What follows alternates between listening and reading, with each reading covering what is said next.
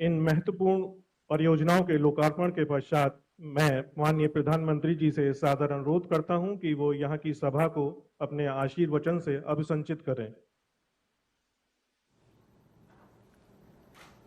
नमस्कार। पश्चिम बंगाल के राज्यपाल सीवी आनंद बोस जी,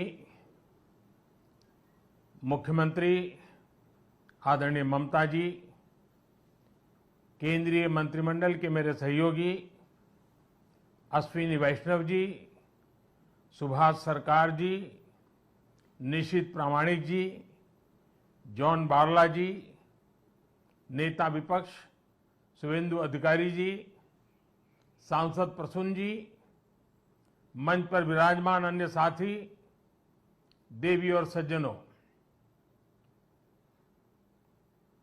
आज मुझे आप सबके बीच रूबरू आना था, लेकिन मेरे निजी कारणों के कारण मैं आप सबके बीच नहीं आ पाया हूं।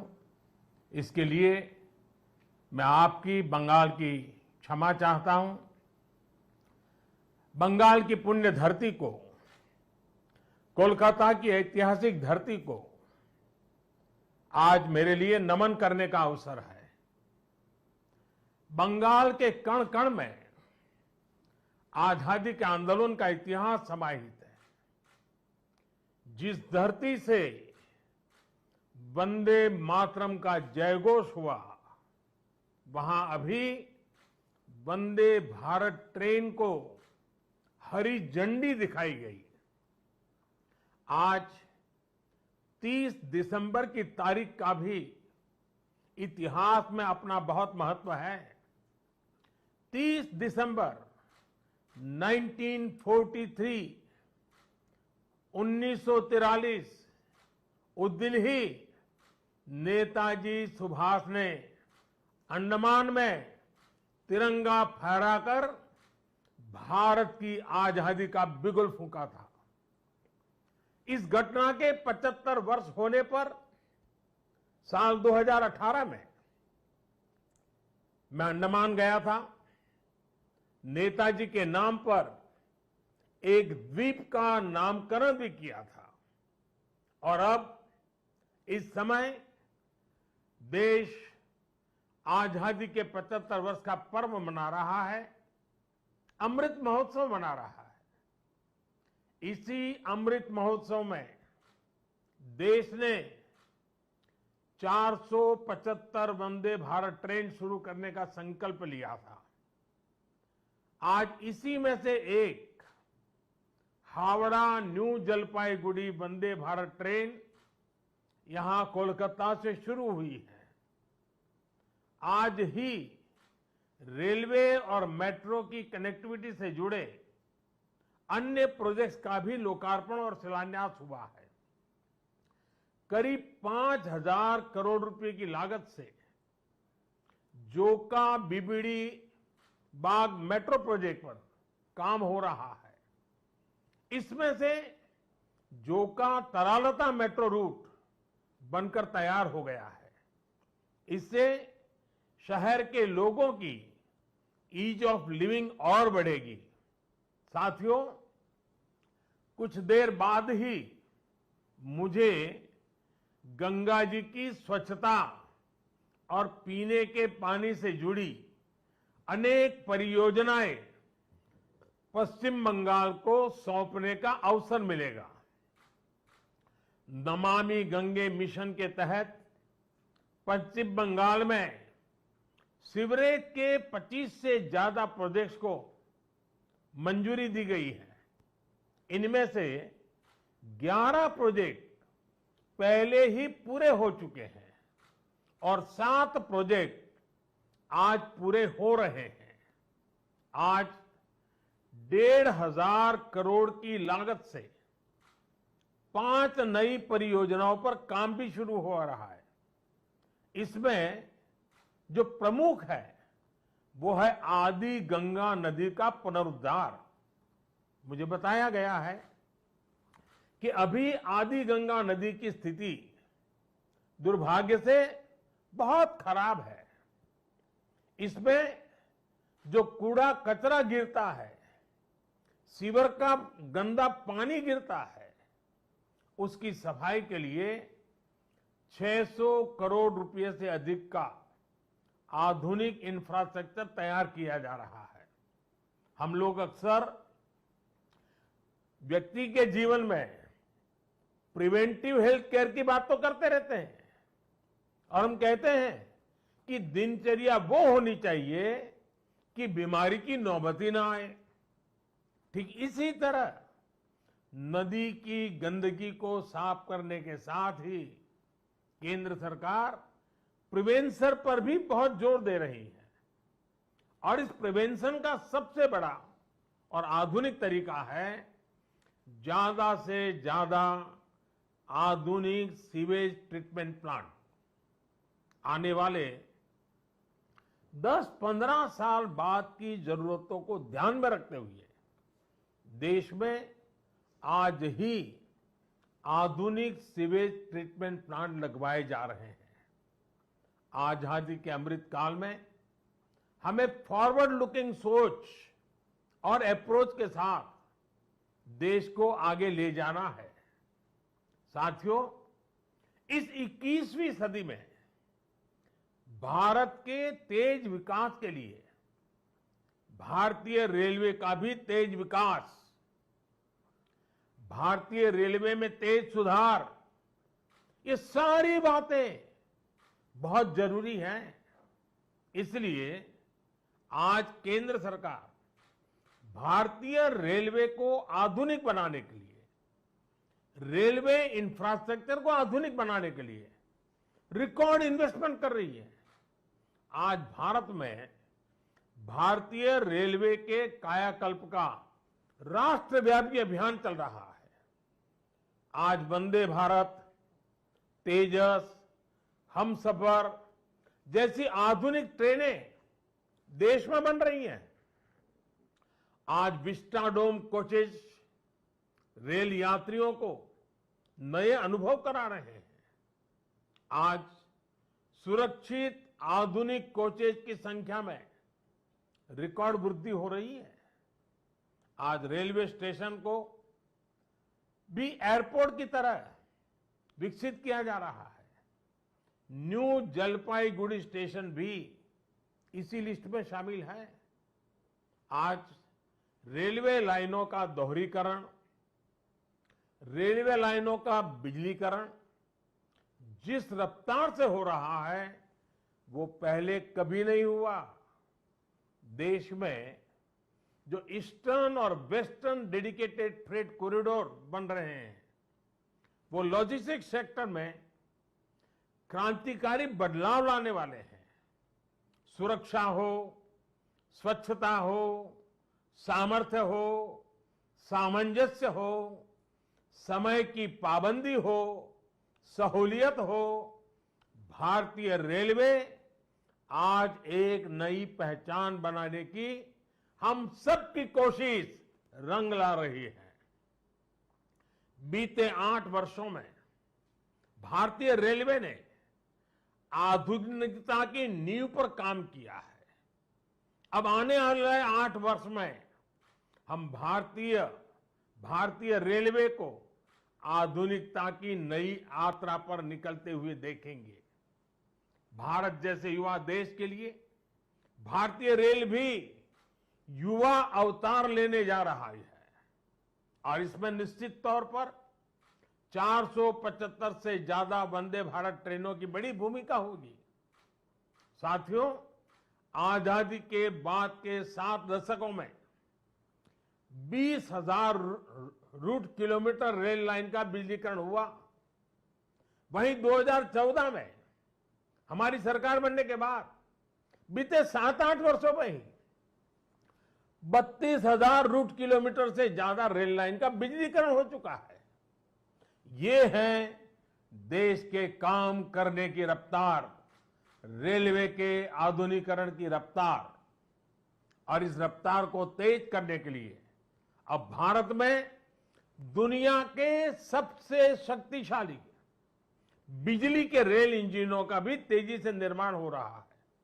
साथियों, आज के भारत की स्पीड और स्केल का एक और प्रमाण हमारा मेट्रो रेल सिस्टम है।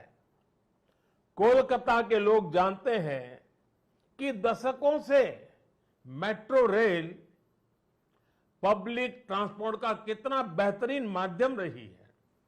2014 से पहले तक देश में कुल मेट्रो नेटवर्क 250 किलोमीटर से भी कम था और इसमें भी सबसे बड़ी हिस्सेदारी दिल्ली एनसीआर की ही थी। केंद्र सरकार ने इस स्थिति को भी बदलता हुआ है, उसको बदलने का पूरा प्रयास किया है और बहुत तेजी से बदला है। बीते 8 वर्षों में हमने मेट्रो का 2 दर्जन से अधिक शहरों तक विस्तार किया है। आज देश के अलग अलग शहरों में लगभग 800 किलोमीटर ट्रैक पर मेट्रो चल रही है। 1000 किलोमीटर के नए मेट्रो रूट पर तेजी से काम चल रहा है। जोका बीबीडी बाग मेट्रो परियोजना इसी संकल्प का हिस्सा है। साथियों, पिछली सदी के भारत की 2 और बड़ी चुनौतियां रही हैं जिन्होंने देश के विकास पर बहुत नकारात्मक असर डाला है। एक चुनौती रही इंफ्रास्ट्रक्चर के कार्यों में विभिन्न एजेंसियों में तालमेल की कमी और दूसरी चुनौती रही ट्रांसपोर्ट के विभिन्न साधनों में भी आपसी तालमेल का जीरो होना। इसका नतीजा ये हुआ कि सरकार के एक विभाग को पता ही नहीं होता था कि दूसरा विभाग कहां नया काम शुरू करने वाला है। इसका खामियाजा देश के ईमानदार टैक्स पेयर को उठाना पड़ता था। देश का ईमानदार टैक्स पेयर हमेशा से सरकारी पैसे की बर्बादी से, परियोजनाओं में देरी से, भ्रष्टाचार से नफरत करता है। जब वो देखता है कि उसकी गाढ़ी कमाई से दिए हुए टैक्स से गरीब का नहीं बल्कि किसी भ्रष्टाचारी का भला हो रहा है, तो उसका खिन्न होना स्वाभाविक है। पैसे की इसी बर्बादी को रोकने के लिए विभागों में, सरकारों में तालमेल को बढ़ाने के लिए पीएम गति शक्ति नेशनल मास्टर प्लान लागू किया गया है। अब चाहे विभिन्न राज्य सरकारें हो, अलग अलग सरकारी विभाग हो, कंस्ट्रक्शन से जुड़ी एजेंसियां हो या इंडस्ट्री के लोग हो, सब एक ही प्लेटफॉर्म पर आ रहे हैं। पीएम गति शक्ति देश में ट्रांसपोर्ट के अलग अलग माध्यमों को जोड़ने, मल्टी मॉडल कनेक्टिविटी के काम को भी गति दे रहा है। आज देश में रिकॉर्ड तेजी से हाईवे बन रहे हैं, एयरपोर्ट बन रहे हैं, वाटरवे बन रहे हैं, नए पोर्ट्स बन रहे हैं और इसमें भी सबसे बड़ी बात ये कि इन्हें अब इस तरह तैयार किया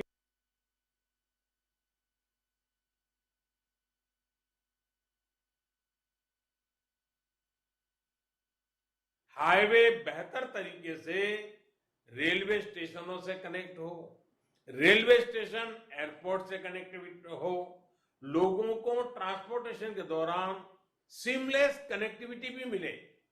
साथियों, 21वीं सदी में तेजी से आगे बढ़ने के लिए हमें देश के सामर्थ्य का सही इस्तेमाल करना होगा। मैं देश के लोगों को वाटरवेज का उदाहरण भी देना चाहता हूं। एक समय था जब भारत में व्यापार, कारोबार और टूरिज्म के लिए वाटरवेज का बड़े पैमाने पर इस्तेमाल होता था।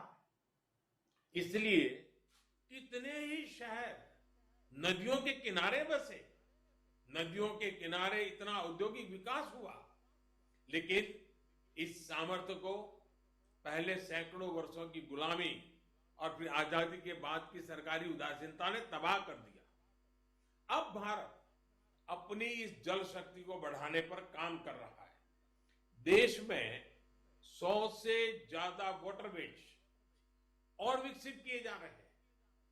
भारत की नदियों में आधुनिक क्रूज चले, व्यापार भी हो, टूरिज्म भी हो, इस दिशा में हम तेजी से आगे बढ़ रहे हैं। केंद्र सरकार ने बांग्लादेश सरकार के सहयोग से गंगा और ब्रह्मपुत्र नदियों के बीच वाटरवे लिंक स्थापित करने पर भी काम किया है। मैं आज देश के लोगों को इससे जुड़ी भी एक जानकारी देना चाहता हूं। 13 जनवरी 2023 को काशी से, वाराणसी से एक क्रूज जा रहा है जो 3200 किलोमीटर लंबे वाटरवे से होते हुए, बांग्लादेश से होते हुए डिब्रूगढ़ तक पहुंचेगा। ये पूरे विश्व में अपनी तरह का अभूतपूर्व क्रूज होगा। ये भारत में बढ़ते क्रूज टूरिज्म का भी प्रतिबिंब बनेगा। मैं पश्चिम बंगाल के लोगों से भी आग्रह करूंगा कि इसका जरूर लाभ उठाएं। वैसे आज मैं एक और बात के लिए विशेष तौर पर बंगाल के लोगों को नमन करना चाहता हूं। बंगाल के लोगों में देश की मिट्टी के प्रति जो प्रेम रहा है, उसका तो मैं हमेशा कायल रहा हूं। देश के विभिन्न हिस्सों को जानने के लिए, देश के विभिन्न हिस्सों में भ्रमण के लिए बंगाल के लोगों में जो उत्साह होता है वो अद्भुत होता है। बहुत से लोग पहला मौका मिलते ही किसी और देश में घूमने निकल जाते हैं, लेकिन बंगाल के लोग हमेशा अपने देश को प्राथमिकता देते हैं। बंगाल के लोग पर्यटन में भी नेशन फर्स्ट की भावना को लेकर चलते हैं। और आज जब देश में कनेक्टिविटी बढ़ रही है, रेलवे, हाईवे, वाटरवे आधुनिक हो रहे हैं, तो इससे ईज ऑफ ट्रैवल भी उतना ही बढ़ रहा है। इसका बड़ा लाभ बंगाल के लोगों को भी मिल रहा है। साथियों, गुरुदेव टैगोर द्वारा रचित प्रसिद्ध पंक्तियां हैं, ओ ओमार देशेर माटी, तोमार पौरे ठेकाई माथा, यानी हे मेरे देश की माटी, मैं तुम्हारे आगे अपना सर झुकाता हूं। आजादी के इस अमृत काल में मातृभूमि को सर्वोपरि रखते हुए हमें मिलकर काम करना है। आज पूरी दुनिया भारत को बहुत भरोसे से देख रही है। इस भरोसे को बनाए रखने के लिए हर भारतीय को पूरी शक्ति लगा देनी है। हमें हर दिन का उपयोग राष्ट्र निर्माण में करना है, हर पल का उपयोग राष्ट्र निर्माण में करना है। देश सेवा के कार्यों में हमें रुकना नहीं है। इन्हीं शब्दों के साथ मैं अनेक परियोजनाओं के लिए बंगाल को बहुत बहुत बधाई देता हूं। फिर एक बार आपका अभिवादन करता हूं और मैं अपनी बात को समाप्त करता हूं। बहुत बहुत धन्यवाद।